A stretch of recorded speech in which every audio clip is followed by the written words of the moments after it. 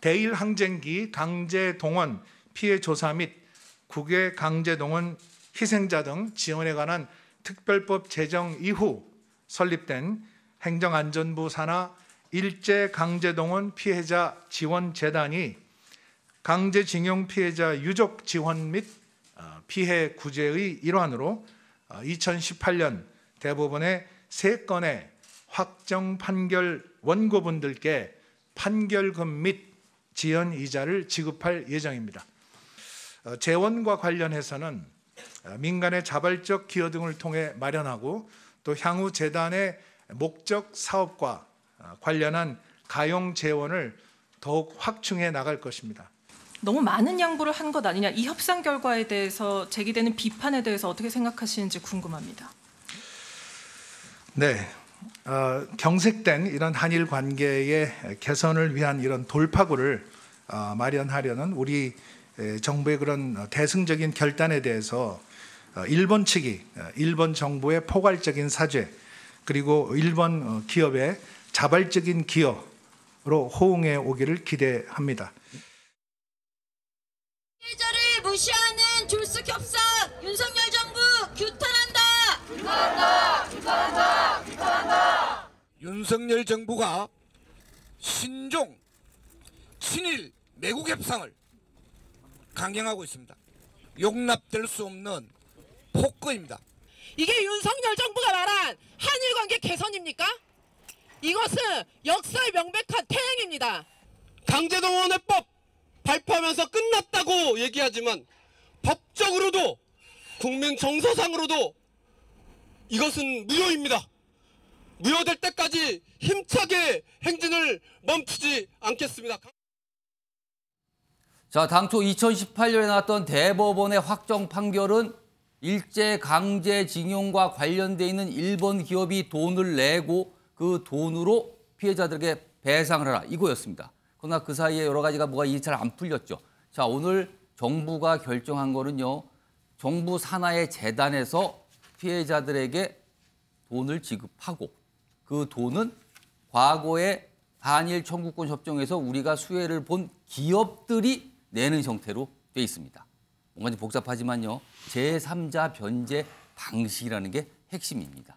자, 그럼요, 이와 관련해서요, 지금부터 전문가 연결해서 미니 인터뷰 좀 진행해 보겠는데요. 이원도 국민대 일본학과 교수 전화로 연결돼 있습니다. 이 교수님 나와 계시죠? 네, 안녕하십니까. 예, 좀 오래 기다리셨습니다. 감사합니다. 일단 가장 궁금한 거는요, 대법원 판결 나온 뒤 4년이 좀 더 지난 이후에 지금 어떤 정부의 방안이 나온 건데, 오늘 발표에서 가장 주목하신 부분 그리고 예상하신 부분은 어떤 게 있습니까? 일본 기업이 참여했으면 좋겠다고 하는 우리 국민적인 여망이 있습니다만은, 예. 사실상 일본 기업이 참여를 사실상 거절한 상황에서 우리 기업들을 중심으로 한 재단이 참자 변제 방식으로 한다고 하는 결정을 예. 내린 것이죠. 그런 의미에서는 우리 국민들 눈높이나 피해자 입장에서 보면은 예. 아쉬운 측면이 없지 않다고 생각합니다.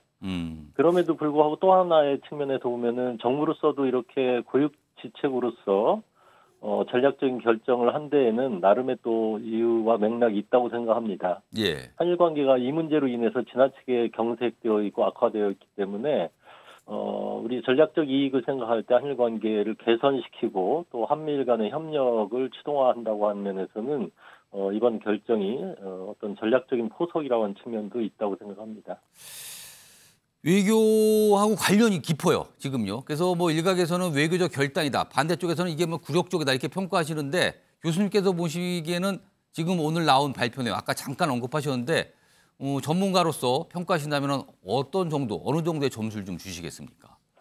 이 과거사 쟁점이라고 한 것만 놓고 보면은 100점 만점에 성적을 거두기는 어렵습니다. 왜냐하면 상대방이 있는 게임이고 일본의 이 문제에 대한 인식의 수준이라고 하는 게 있기 때문에요. 우리가 원하는 대로 100% 우리 지금 생각대로 일본을 끌어오기는 현실적으로 좀 어려움이 있다고 생각합니다. 그래서 저는 뭐 굳이 점수를 주자면은 100점 만점에 7, 80점 정도다 이렇게 생각하고요. 예. 그런 의미에서 아쉽고 미흡한 측면은 여전히 존재한다고 봅니다.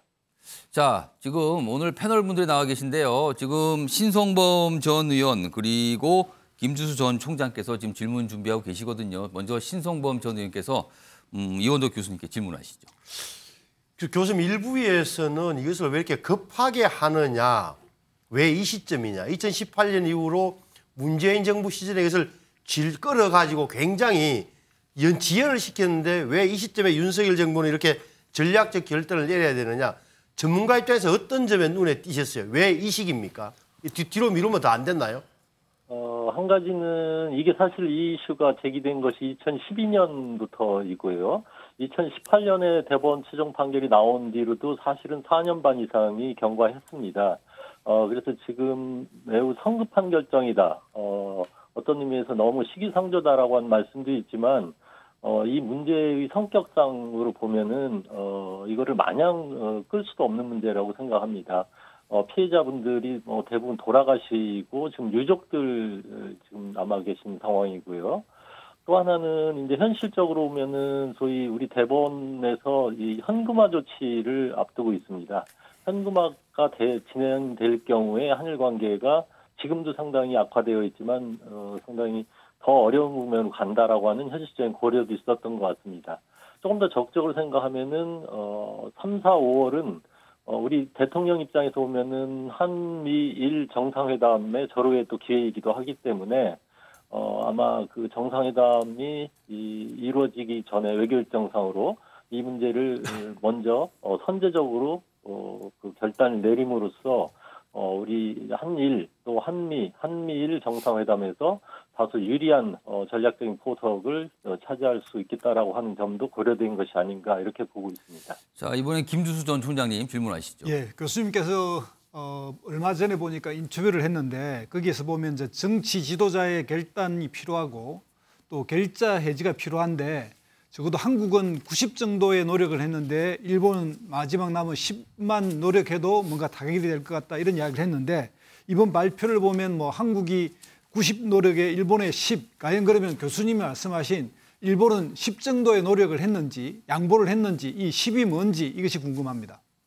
일본의 호응은 사실상 굉장히 실망스러운 거라고 볼 수밖에 없습니다. 두 가지인데요. 하나는 사죄 표명에 있어서 일본 정부는 기존의 역사 문제, 식민 지배에 대한 원칙적인 입장을 답습하고 계승한다고 하는 대단히 추상적인 표현에 그치고 있죠. 그리고 두 번째, 우리 재단이 꾸려가려고 하는 기금에 일본 기업이 직접 참여함으로써 어떤 반성, 사죄의 의미를 담았으면 하는 게 우리의 여망이었는데 일본은 거기에 호응을 하지 않고 오히려 우회적인 해법을 제시했다고 봅니다. 일종의 미래 청년 기금인데요. 그것은 미래 세대의 협력을 위해서 자금을 거출해서 어떤 사업을 하겠다라고 하는 식으로 해왔기 때문에 아까 말씀하신 10% 일본이 해야 될 몫을 10%라고 할 때 그 몫을 제대로 하지 못한 상태에서 우리가 결단을 내린 것이다 이렇게 볼 수가 있겠죠. 자, 강제징용 문제에서 사실은 일본에 대한 약간 실망 이런 거 좀 설명해 주셨거든요. 사실 우리가 기대했던 건 일본의 진정 어린 사과를 다시 한번 강하게 일본 정부, 일본 총리가 했으면 좋겠다는 거였는데 사실 그건 없었거든요. 그나마 지금 나오는 설명은 과거 담화를 계승한다 정도를 밝힐 수 있다 이 정도거든요. 자, 이거 가지고 지금 우리 여론에 부담이 있지 않을까요? 어떻게 좀 판단하십니까? 우리 여론의 눈높이에는 당연히 미흡한 측면이 있다고 봅니다. 그런데 이제 우리 이 징용 문제에 대해서는 좀 역사적 경위를 봐야 될 부분이 있다고 보는데요. 65년 청권 협정에 의해서 일단 이 문제는 매듭진 것으로 우리도 확인해 준 바가 있고요. 그 이후에 이제 징용 문제에 대해서는 우리 74년에 징용 피해자에 대한 우리의 그 입법 조치를 통해서 어느 정도 그 보상적인 조치를 했고요. 예. 그리고 노무현 정부 때 2008년도에는 한일회담 외교문서 공개 이후에 이 징용자 문제에 대해서는 한국 정부의 책임이 없지 않다라고 하는 관점에서 또 입법을 통해서 보상적인 조치를 했습니다. 약 6천억 원 넘는 우리 예산 조치를 한 바가 있습니다. 이런 경위를 생각할 때 지금 우리 대법원 판결에 따른 우리 징용 피해에 대한 거듭 배상의 요구는 일본의 입장에서 보면은 이미 종결된 문제를 다시 한국의 법원에서 문제를 제기하는 것이다. 이렇게 보는 측면이 있거든요. 예. 물론 그것이 옳다는 건 아니고요. 일본에서 보면은 이 문제를 좀 상대적으로 보고 있다. 그리고 일본 국민 여론이나 일본 정부의 생각도 예. 우리 대법원 판결이 100% 옳다. 그래서 그 이행에 일본이 참여해야 된다. 이렇게 생각하기보다는 일본 정부 입장에서 볼 때는 한국 법원이 이미 끝난 문제를 예. 다시 제기함으로써 거듭 요구를 하는 것이다. 이렇게 보고 있었거든요. 그렇기 때문에 우리 대법원 판결의 사법 정의를 이행하는 것과 일본 정부의 인식 간에 예. 굉장히 현격한 차이가 있었던 문제입니다. 따라서 이 문제는 쉽사리 그렇게 어떤 묘안에 의해서 해결될 수 있는 문제가 아니었고 그렇기 때문에 오랫동안 지속돼 온 그 갈등 현안이었다고 봅니다. 자, 이 교수님 마지막 질문 하나 드릴게요. 지금 우리 정부의 오늘 발표, 뭐 아직까지 이런 설명은 나오지 않고 있습니다만 미국의 영향력 행사가 있었다고 보십니까? 미국은 아시다시피 지금 한일 관계가 이런 과거사 문제로 갈등하고 대립하는 것을 원치 않죠. 한일이 하나가 되어서 미국의 인도 태평양 전략에 호응해 주기를 기대하고 있습니다. 과거에도 그랬고 오늘도 그렇죠. 예. 그런 의미에서 미국이 어떤 압력을 행사했다기보다는 한일이 과거사 문제를 좀 화해하고 협력의 방향으로 나가는 것을 기대하고 있는 그런 기본 입장이라고 봅니다. 그런 입장에서 오늘 그 우리 정부의 조치에 대해서 환영하고 예. 그거에 대해서 긍정적인 평가를 하는 논평을 내놓은 것으로 알고 있습니다. 알겠습니다. 자, 지금까지 이원도 국민대 일본학과 교수였습니다. 감사합니다. 예, 감사합니다. 자, 이 주제와 관련해서 일단 전문가 분석 설명 들어봤고요. 이와 관련해서 오늘 대통령실도 뭔가 설명을 좀 냈고요. 여야 반응 다 보였죠? 그 모습 영상으로 묶었습니다. 전해드리죠. 대통령은 여러 어려움 속에서도 오늘 강제징용 판결 문제 해법을 발표한 것은 미래지향적 한일 관계로 나아가기 위한 결단이며 한일 관계가 새로운 시대로 접어들기 위해서는 미래 세대 중심으로 중추적 역할을 할 수 있도록 양국 정부가 노력해야 한다고 강조했습니다. 근데 과거를 직시하면서 우리는 미래를 바라봐야 된다라는 생각을 갖습니다. 강제징용 문제는 일종의 폭탄 돌리기와 같았습니다. 전 정부 누구도 해결하려고 하지 않았어요. 누군가는 대승적인 결단을 통해서 이 문제를 해결하는 새로운 출발점을 마련해야 된다는 것, 이런 고심들이 있지 않겠습니까? 가해자의 진정한 사죄와 배상을 요구하는 이 피해자들을 짓밟는 2차 가해입니다. 그리고 대법원 판결과도 배치되는 폭거입니다. 가히 삼전도 구력의 버금가는 외교사 최대 치욕이자 오점이 아닐 수가 없습니다. 대통령에게 묻습니다. 도대체 이 정부는 어느 나라 정부입니까? 국민은 이 굴욕적인 강제동원 배상안을 결코 용납하지 않을 것입니다. 자, 벌써 몇 년이 지났네요. 2021년 지금 화면에 준비되어 있는데요. 6월입니다. 당시는 윤석열 대통령 검찰총장에서 떠나서 대선 출마 선언을 했을 때예요. 그리고 조국 전 장관. 자, 당시에 일본과 관련해서 이런 얘기가 있었어요. 당시 윤석열 전 검찰총장은 한일 관계 죽창가보다 망가졌다. 이렇게 평가를 하죠. 그러자 조국 전 장관. 역사의식에 경악했다. 죽창가 다시 들려줄 테니 잘 들어보세요. 이렇게 반응을 보여서 대립하는 모습이 있었거든요. 자, 또다시 이렇게 가는 건가? 이 얘기 좀 해보겠습니다. 양무석 위원님. 네.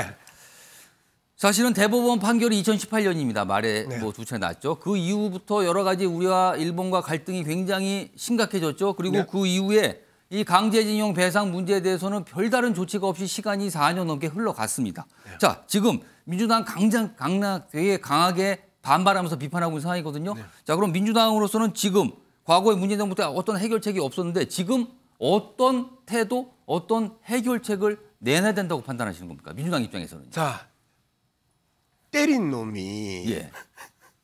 문제입니까? 맞은 사람이 문제입니까? 예. 그러면 해법은 때린 놈이 내놔야 됩니까? 맞은 사람이 내놔야 됩니까? 예.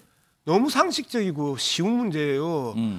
때린 놈은 뻔뻔하게 버티고 있는데 예. 맞은 사람이 보고 자꾸 대안을 내놔라, 그다음에 해법을 내놔라 하는 것 자체가 기본적으로 잘못됐다라고 저는 생각을 하고요. 예. 그다음에 이제 이 사건을 뭐 정진석 비대위원장이나 그다음에 그 박진희 외교장관이 대성적 결단이라고 하는데 예. 노골적인 친일 행각이고 노골적인 굴복이죠. 헌법에 나라 국가는요 국민의 생명과 재산을 지켜야 되는 보호해야 되는 의무가 있습니다. 이게 헌법 정신입니다. 예. 자, 이런 기본적인 헌법 정신을 다 깨버리면서 심지어 대법원의 판결입니다. 대한민국 대법원의 판결을 그렇습니다. 누가 무슨 자격으로 무슨 법적 논리로 정치가 그리고 피해자의 대통령이 피해자의 외교부 장관이 여기에 대해서 해법을 낸단 말입니까? 대법원 판결은 명확하게요. 예. 가해자이고 돈 떼먹은 예. 일본의 기업들이 배상하라고 이야기를 했는데 예. 이걸 갖다가 누가 무슨 자격으로 무슨 법적 근거로 왜 우리나라 대통령이 우리나라 외교부 장관이 해법을 내고 그리고 피해자들을 더 분노하게 하고 그러면은 지금 상태에서는 일본이 알아서 배상을 할 때까지 계속 시간을 두고 기다려야 된다 이 입장인 건가요? 기다리는 부분이 아니고요. 예. 우리는 이 부분에서 끊임없이 약속 이행과 예. 돈 떼먹은 거 배상해라라고 이야기를 해야지. 왜 자꾸 돈 빼앗기고 몸 빼앗긴 사람들 보고 예. 손가락질을 하냐고요. 몸 빼앗아가고 돈 떼먹은 놈하고 한테 혼을 내고 계속해서 배상하고 알겠습니다. 사과하라고 요구를 해야지요. 사과의 주체가 누구예요? 그게 상식 아닙니까? 자, 똑같은 질문입니다. 재영식 변호사 어떻게 판단하십니까? 애가 맞은 건 사실이에요. 그런데 아버지가 가해자하고 합의를 했어요. 그런데 그 합의금이 사실은 부족해요. 원래 한 1,000만 원 받을 수 있는 거 돈 100만 원에 합의를 했거든요. 예. 그런데 아버지가 그 100만 원 가지고 열심히 일을 해가지고 예. 애를 잘 키웠어요. 그래가지고 그 집안도 부자가 되고 예. 애도 그냥 특별하게 문제가 없게 예. 잘 컸어요. 지금 1965년에 한일 청구권 협정을 이야기하지 않을 수가 없는데 예. 그 내용을 보면 한국과 일본 사이의 국가 및 국민들 사이의 청구권 문제는 완전하고 최종적으로 해결이 됐다. 이렇게 한일 청구권 협정에 우리나라 정부가 사인을 갖다 했거든요. 잘잘못을 떠나가지고. 예. 그런데 대법원 판결 2018년 대법원 판결은 뭐냐면 아무리 국가라고 하더라도 정부라고 하더라도 예. 국민의 재산권인 청구권을 마음대로 포기할 수 없다. 이게 그 판결의 내용이거든요. 예. 그렇기 때문에 피해자 개개인의 청구권은 존속한다. 이렇게 딱 되어 있다고요. 그런데 일본은 가해자인 일본은 뭐라고 이야기했냐면 예. 1965년에 그 합의하지 않았느냐. 그런데 왜 지금에 와가지고 또 돈을 갖다 더 달라고 하느냐. 그런데 사실은 지금 일본이 이렇게 추가로 배상을 갖다가 하고 뭐 사고하고 하면은 베스트인데 예. 일본도 사실은 합의서를 갖다가 지금 들이미고 있는 거거든요. 그렇기 때문에 두 가지를 갖다 고려하지 않을 수 없는 게 첫 번째는 피해자들은 피해를 빨리 배상받아야 되지 않습니까? 예. 피해자 중엔 돈이 급하신 분들도 있어요. 나 돈 필요 없다 이러신 분들도 있지만 그 돈이 뭐 1억이든 얼마든 지금 필요한 분들이 계시니까 예. 이걸 갖다가 하는 게 필요하고 또 하나는 지금 우리나라가 경제적으로도 어렵고 더군다나 지금 우리나라의 주적은 죽창가 부르면서 일본하고 싸울 때가 아니잖아요. 더 큰 위협은 북한의 핵과 미사일과 무인기 날라오고 있지 않습니까? 예. 그러니까 이런 거에서 이런 걸 봐서도 한일 관계를 회복한 게 필요한데 민법에 어떻게 돼 있냐면요. 469조에 채무를 제3자가 채권자에게 채무자 대신해서 예. 갚아줄 수 있도록 그 제3자 변제 규정이 민법에 나와 있는 거거든요. 그러니까 윤석열 대통령이나 어쨌든 지금 정부의 그 수뇌부에서 어쨌든 국민 감정엔 맞지 않을 수 있는데 예. 맞지 않죠. 그런데 그럼에도 불구하고 대통령이 결단을 내렸다. 이렇게 이해를 할 수 있는 것이 아닌가 저는 그렇게 생각이 듭니다. 자, 지금 오늘 발표한 정부 그리고 이것에 대해서 강하게 비판하고 있는 피해자 단체 그리고 또 비판하고 있는 야당. 아마 오늘 시간이 좀 저녁까지 지났잖아요. 아마 내일 이후에 여론의 반응 아마 민감하게 좀 지켜보고 있을 겁니다. 정치와이드도 그 반응 기다려보도록 하죠.